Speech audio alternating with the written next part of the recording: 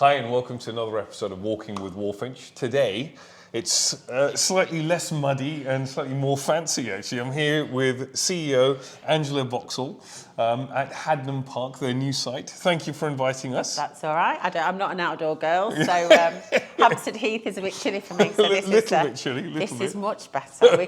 Today we can walk inside. That's amazing. I've just had a sneak peek of the site. So when did this open here? So we opened in July. It's been a bit of a labour of love. It's taken a while to get to where we are today, but hopefully you felt the love when you were walking around. Truly, I think, I was noticing all of the beautiful artwork everywhere. I feel like I'm in someone's living room. It's gorgeous. So did you get the room names as you were walking around? I thought I was looking, yeah. So these are all songs, yeah, right, or artists. So songs are our single rooms. Yeah, okay. They're premium rooms. Yeah. And artists are our apartments, which have sort of a living room, kitchenette area. Gosh, yeah. Bedroom, and then obviously bathroom. So, and the real secret is that the playlist that plays is a playlist of the rooms. No way. Yeah, so that's how personal it goes. So every song or every artist song is in order of room 1, 2, all the way down. How fun. And it plays over. I love that. That is, it's things like that make a place like this feel really personal, I think. So let's just reverse out for a second, Yeah. Angela. So for everyone that's been living under a rock and doesn't know who you are, Okay. who are you? It's been a question I've asked myself a lot. Tell me, who is Angela? Who is Angela? So Angela, first and foremost, is I'm part of a huge family. Yeah. I'm one of 5 girls, and Mum worked in domiciliary care. Okay. When I was old enough to sort of come home from school on my own. Yeah. And so cares. All 4 of my sisters have worked in care, and one of them in education. So all of us have gone that way. Wow. I started with Majestic Care in 2006. Yeah. They bought me. I was a home manager, so they bought the home where I worked. So next year I've been with them 20 years. Wow. Gosh. So you were a home manager 20 years ago, Yep. and you moved to become the CEO of the whole group. Yeah. And when did that happen? Around about 2017, Okay. I did sort of COO, Yeah. but we didn't have a CEO. Yeah, okay. So I sort of grew into the role, and I think that was the support of Roger and Steve, who are finance director and chair. Yeah. That was sort of the plan. Okay. And so I'm self-taught, but I think that that's the best way to do it. Absolutely. I think wounds. you don't learn care from a book. No. You don't learn care. Care business is a little bit different, but even then, I think it's better to learn care business from somebody they themselves have been on that journey. Yeah, yeah. So, and then I joined Championing Social Care. That was the first thing I did I went to the Care Sector fundraising ball in 2018, my first ever one. Okay. I met the championing, met a group of people, and from there, Championing Social Care grew. So I'm now a director, a trustee of Championing Social Care. And you were chair last year or this year? Or? Chair last year of the ball. But now I'm co-chair of my, I shouldn't say there, my favourite Championing Social Care programme, which is Care Sector's Got Talent. Oh, okay, nice. We set that up 5 years ago, online. Yeah. So, and now it's a huge thing. So, amazing. And then 18 months ago, I became the chair of Care England. Gosh. Which has been a huge learning curve. Yeah. Well, we had Martin on the show that'll be coming out in a few weeks as well. Oh, it's my bumped it. No, but working with the team at Care England it's just a different side of care. Yeah. And understanding actually, I think the biggest thing is that. We have a little quick game while we're talking here. Okay. You did realise that when I've just been on holiday, I thrashed my son at this. Well, on a I'm daily terrible. basis.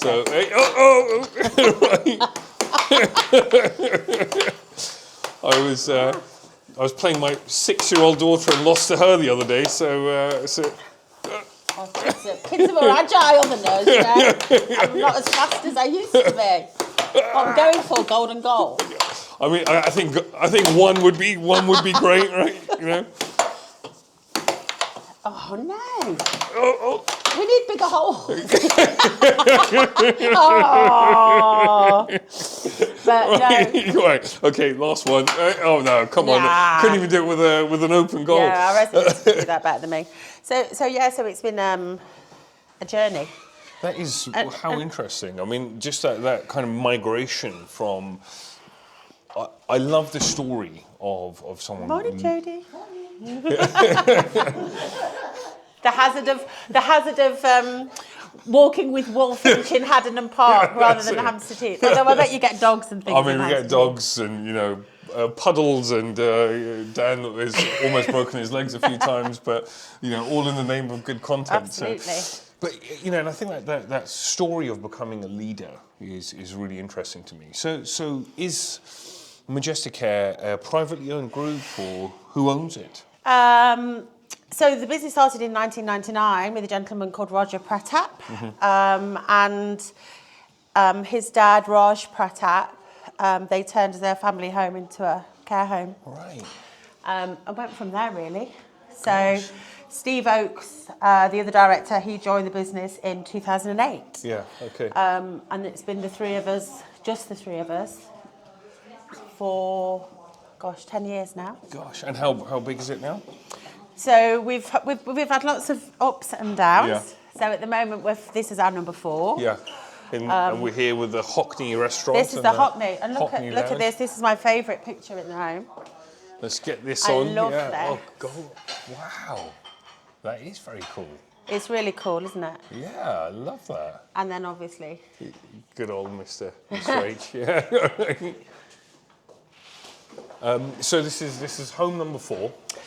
And then 5 and 6 are coming along. So we've got our next one is Hoddesdon in Hertfordshire. Yeah, okay. In Hertfordshire. Cool. And Hertfordshire. And then Bovingdon. Okay. In Hertfordshire. Right. And then we'll do a couple more. We never want to get too big. Yeah. Well, that's quite nice because actually you can still get around to all the sites, get to know everyone, and I think the way that I think lots of people have a care business. You need to press a button on that one, Lo. This is going to be our memory care. So, and the bit that I feel makes it a success for us, and everybody's different, okay, but is personal. Yeah. So I personally cried when I walked into here and was like, oh my God, it's so wonderful. Do you want to have a look at our roof garden? Yeah. I just hope they've not changed the code. Otherwise, we're banging on the door. Here we go. Let's look at this for a view. Gosh. So this is our roof terrace for our residents that Gorgeous. are living with dementia. Beautiful. So yeah, for me it's personal. For me it's, remembering what people's names are, remembering their kids' names. Yeah. And then they work harder for you. Yeah. And then they look after the residents, and then the residents, they want to come and live with you because you're the home where I think people that's are the really happiest. interesting. It's that kind of empathetic leadership that you're talking about. So how many care staff do you have across the just over the whole... 300. Wow. But we used to be 20 homes. Yeah. So we've been bigger. It's actually harder when it's smaller. Yeah. Because whether you need one policy, if you need one policy for 100 homes, or one policy for one home, I think that's the hardest thing to understand, that people think if you're smaller it's easier, but it's not at all, because, actually personal's hard. It truly is. Yeah. And so why the change? I think small's best. Yeah. Roger and Steve feel the same, I think. Just sort of focus on that quality. Focus on quality in lots of different ways. Quality of the home, the quality of the team, the quality of the care you provide, the quality of the technology that you use and the innovation. And every person gets to have a voice. Yeah. I think that's really interesting. I mean, one of the things that really I spend a lot of time thinking about is how to attract people to care. So people that aren't thinking about care or care work, how do we get them in here? So Go down this way here, might be better. And you've got 300 care staff. So what have you found is a really useful way to lure them into working for you in these wonderful buildings? I want the dog to bark at us. It's a robotic. Every time I walk past here, the dog barks. Does it really? He's not barking today. Is he on? Well, we do something called Star Catcher. All right. Hello. I don't think it's turned on today. We do something called Star Catcher. So we recruit for values. Okay. And that's the most important thing in Yeah. care. So you can teach how to assist somebody to have a bath. You can teach, how to enable people. What you can't teach is values. Yeah. So that's in you. And our families are heart, family, happiness, trust, and adventure. Yeah. Oh, that's a very nice one. So, adventure. adventurous. Yeah. So, being small allows us to take more risks. Yeah. It allows us to take on more innovation that the teams want to do. Yeah. And we don't have to be uniform. So, every single one of our homes has its own personality. Yeah. And that's lovely. And I think that's great because then, unlike a franchise model, it's not just sort of replicate, and it is a different personality in each home, with the same systems and policy and value set. But everything's built on the foundation, but the branches of the tree, the trunk's Majestic Care, Yeah. but the branches of the tree, that's she's remembered again. Yeah. The branches, people are able to, sprout their own buds, flower them, bloom themselves. But that's very cool. And I know you do a lot with leadership. I was talking to Lily, your head of marketing earlier, and I know that whole wonderful story. I remember the first time you introduced me to her and how she's grown from a care worker intern essentially to your head of marketing. I mean, that's a really wonderful story. So our Chief People Officer, Karen, joined us, we'll go all the way back down to the bottom, I think, Dan. She joined us as our admin assistant in our head office. Right, okay. And is now our Chief People Officer. Wow. Lily is a social media intern and is now our marketing manager. I interviewed a lady once for a home manager's position and went, no, do you want to do ops? Yeah. So I think we've got one of our most successful, all our managers are successful, but our home that, is doing really, really, really well, always 10 out of 10 on carehome.co.uk and et cetera, started as our CRM. Wow. And is now our registered manager. I mean, I just love that. I think also finding what people are good at is a skill in itself, actually, and understanding, well, okay, you've come in for an RM role, but you're an ops director. To me, is a wonderful skill set that is hard to teach people, and you've got to have a gut for it, I think, often. I trust my gut with every decision I make, even if it feels like the wrong decision. Yeah. Sometimes you just have to trust your gut. Yeah. And all of our home managers are homegrown. Yeah. That's interesting. And is that on purpose? I'd like to think so. Yeah. I'd like to think so. I think that it's...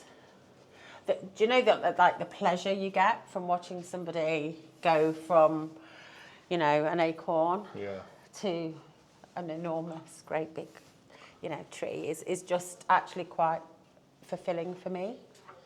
And I've been around a bit now, so I'm very much like, I want to watch them grow. And that is true leadership. When you think about that John Maxwell type stuff of, the 5 levels of leadership, the pinnacle level is getting someone else to really grow in that leadership piece, but also really getting your fulfillment out of that process and creating leaders yourself. Yeah. And look, I work with the best people. Yeah.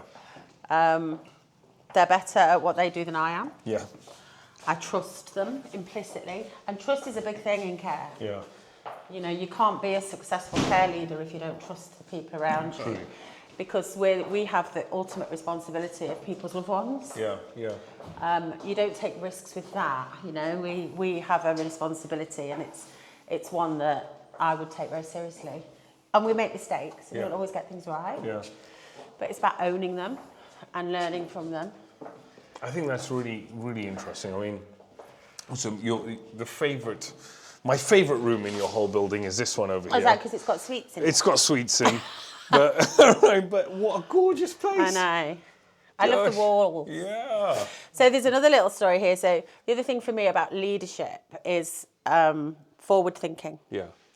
And we are so lucky that our chairman is like the most forward thinking person I know. So the other side of this wall is our gym. Yeah. And this is our cinema. If you take those panels off of the wall and take the picture off the wall the other side, it's got an audio system attached. So God forbid we ever get locked down again in COVID, we've got an automatic visiting room. No way. Yeah. That is great. And you can come in from...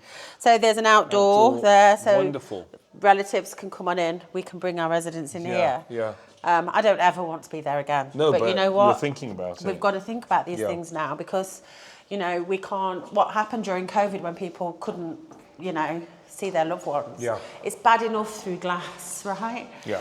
But it's even worse doing a drive-by. Yes. Which is where we found ourselves, I think. I mean, well, actually, you just have to do what you can in that situation, but it's a really horrible scenario. Yeah. So Angela, someone coming into care, and whether that is as a care worker, as a manager, leader, or even as an entrepreneur, you know, what would be your advice to each of those parties? I think long and hard about it. Yeah. Don't go into care if you think you're going to have an easy life. Yeah. I think, you know, the frontline team particularly, it's, you know, one of the hardest jobs in the world, right? Truly. But even for, you know, for me as a CEO, it's the first thing I think about in the morning and the last thing I think about at night. And it's not easy, and there's a lot of things going against the care sector at the moment. There's, you know, with the Employment Rights Bill, the changes to immigration, and some of, you know, the best team members we've got across our group have joined us from overseas. Yeah. Oh, is that? Yeah, great. You know, so there's a lot of changes in the care industry at the moment, you know, the upset with the CQC and everything else. So it's hard and it's relentless. Yeah. But if you have the right outlook and you want the right outcomes for people, then that hard work's worth it. Truly. And, you know, those people that are in care for the right reasons, I like to think that the cream rises to the top. Yeah. So if people are doing it for the right reasons, then I see no reason why it can't be a fantastic place to be. Yeah. But some providers are struggling, especially smaller providers. And why do you think that is? You know, I met you, Yeah. you know, networking and having those people in the sector that you can talk to and learn from is really important. You come through. No problem. Morning, Natalia. Those people that you can learn from and get advice from and ring up and go, are you having this same problem as me? Yeah. That's helped me through. Really having friendships actually within the sector. Really building community. It cares all about relationships. Truly. And actually what we do better now than we've ever done is share good practice. Yeah. And share lessons learned. Share things that have gone wrong, which then hopefully helps somebody else get it right. Yeah.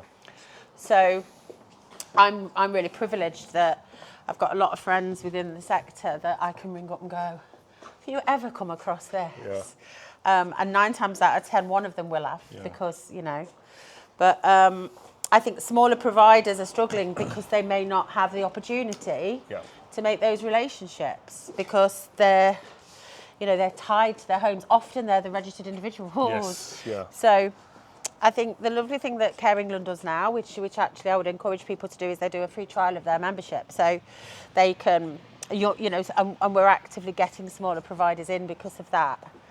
But also just joining, looking at LinkedIn. Yes. You can learn a lot from LinkedIn.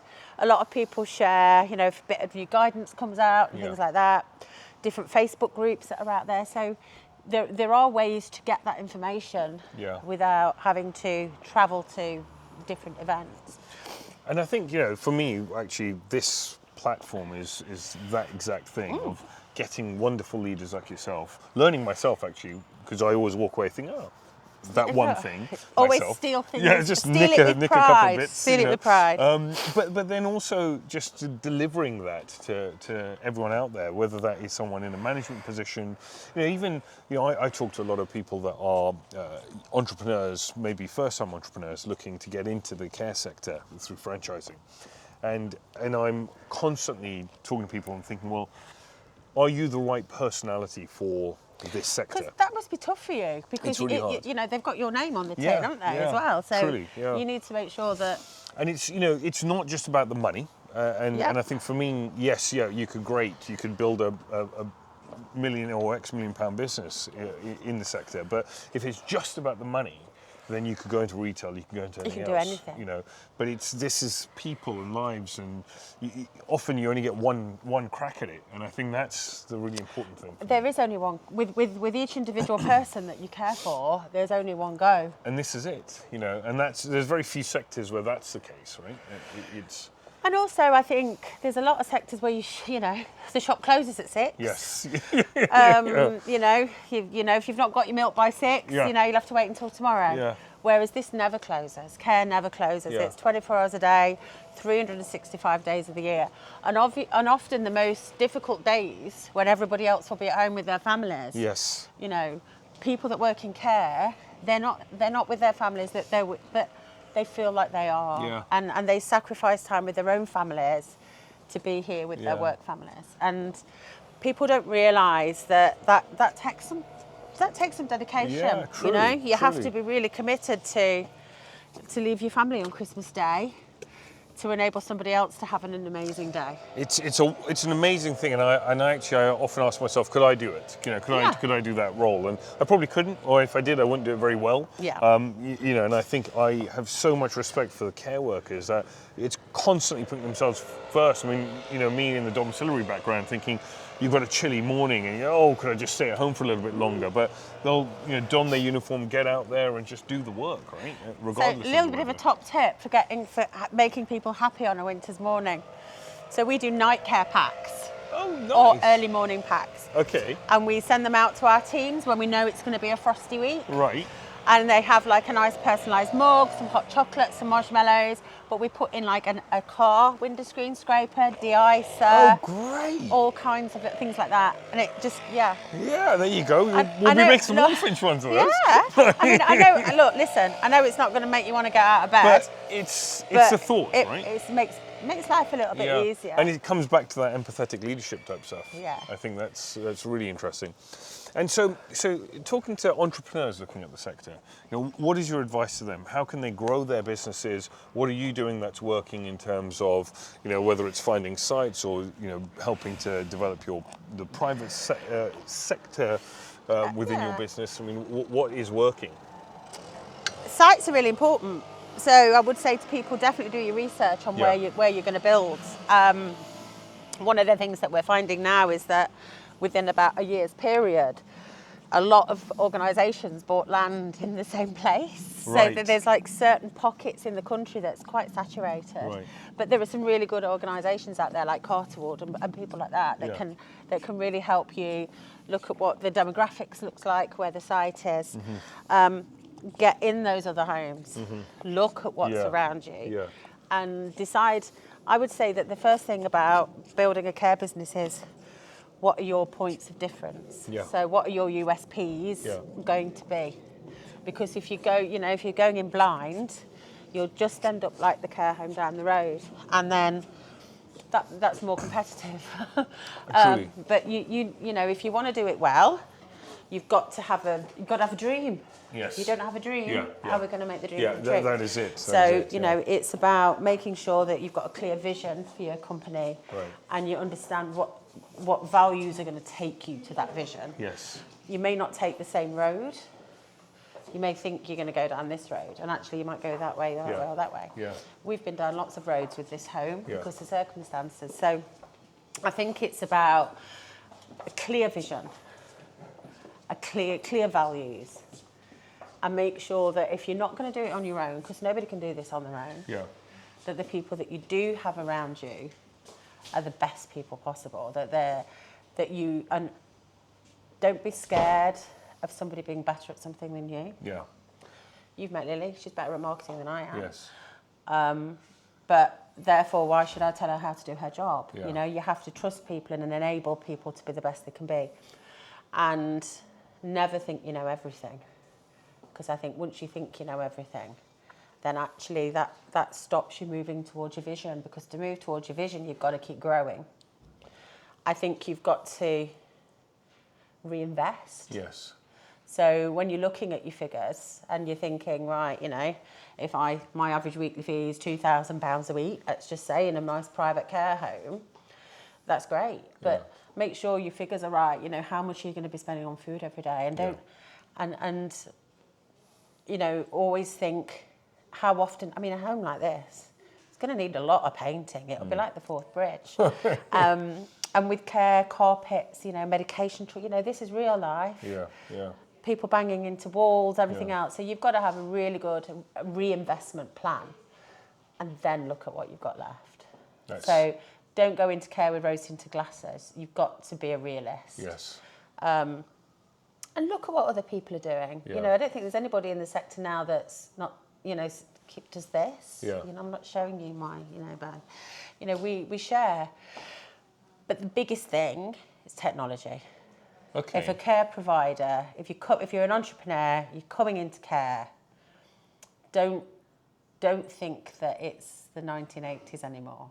You know, this is one of the most technically advanced sectors over the next few years that we're going to see. So where does the technology bit come in? What are you doing that's really kind of interesting with technology? We're doing quite a lot that's interesting. So this home, for the first time, we're using Nobi lights in our memory care community. Okay. So, you know, we always know that people are safe in their rooms. Yeah. It's got infrared, so if somebody's on the floor, we'll be able to see that somebody's lying on the floor. Yeah. We can talk to people, reassure people. Yeah. We've got smart sense technology, which again is, you know, really good falls technology. But I would say the most exciting thing we're doing here potentially is we've been trialling the Alexa smart properties for a long time, but this is the first time here that we're going to be doing it the way we're doing it. So Amrit can wake up in bed in the morning and he goes, oh, it's very cold outside this morning. Just fancy, like, you know, some toast and some tea. Alexa, could I have some toast and tea, please? And that'll get sent to either the kitchen, if you're on this floor, or the kitchenettes, if you're on the other floors. Amazing. And your tea and toast will appear. And then I need that in my life. And then you can go, Alexa, what's the weather like today? Yeah. And it'll say, oh, it's very cold, Anne-Marie, today. Stay in bed, stay in bed. So you can say, oh, you know, Alexa, open my curtains, let me have a look at the weather. Wow. And then you can say, Alexa, what's for dinner today? Yeah. What activities are taking place in the home today? Alexa, Amazing. can I make a hair appointment? Yeah. So we've taken it to sort of it's like an hospitality Alexa for the care industry. Because you can also say, Alexa, help. Yeah, yeah. Alexa, I've fallen. Alexa, I can't reach my frame. So that starts sort of in about another 2 weeks now. Amazing. So that for me is are you going to get left behind? Yeah. You know, if you come into care and you don't embrace technology, you will get left behind. And it's for us, we don't cut our team. We don't cut the numbers of team on the floor. For us, it's about making sure that our team members have more time with our residents. Yeah, I think that is just excellent. And also, absolutely, I totally agree. In the next 5-10 years, we will be a completely different sector to what we are today because of technology and AI and all of the scary stuff, though. tremendously scary, Yeah. but it needs some responsible leaders like Absolutely. yourself to just embrace it and say, actually, well, this is working, and sharing that knowledge and saying, well, okay, this is great, let's do more Absolutely. of this. You know. And I think the other thing, you know, if somebody's thinking of taking technology on, speak to somebody that's already got it first. Yeah. 2 reasons. One is because once the system's in, it's hard to take out. Yeah. But the second reason is how to implement it properly. Yeah. Because if you don't implement technology in the right way and get your team with you, and we've fallen flat on that. Yeah. So a few years ago when we first rolled out our digital care planning system, we didn't implement it properly. It was our first system. We didn't know any better. Yeah. And we ended up ditching it after 6 months, Which is going brutal. back to paper and starting all over again. So this, you know, this is advice I'm giving from like an horrific sort of lesson learned from me. So now before we bring in anything, there's meetings every week for it. There's a team, there's a project team with the company themselves as well as us to make sure that anything we bring in is brought in the right way. Yeah, fantastic, great. Well, Angela, thank you so much for sharing so much. And the thing I tend to close these conversations on is asking a question for our listeners and the whole audience. I'm scared. Yeah. So, and the question is always, how can someone listening build their next million in their business? You know, what is that one piece of actionable advice they can go out and do today that will help them on that journey? Oh, crikey. I would say location. Yeah. They need to spend a lot of time looking at where the perfect care home should be. Okay. And the perfect care home is often not where you think it is. Interesting. So get in your car and drive around. Yeah. Because you can look for a site on the internet and you can go and have a look at it and go, yeah, that's the one. But actually, we bought a site that nobody else wanted. Yeah. And it's never got an empty bed. Is that right? So always try to look for something a bit outside of the box. Yeah. Because otherwise, you know, it becomes saturated and then you may never make your million. Well, and on that, thank you very much. Thank you. A real pleasure. Thank you very much. And thank you for tuning in to another episode of Walking with Walfinch. Until next time.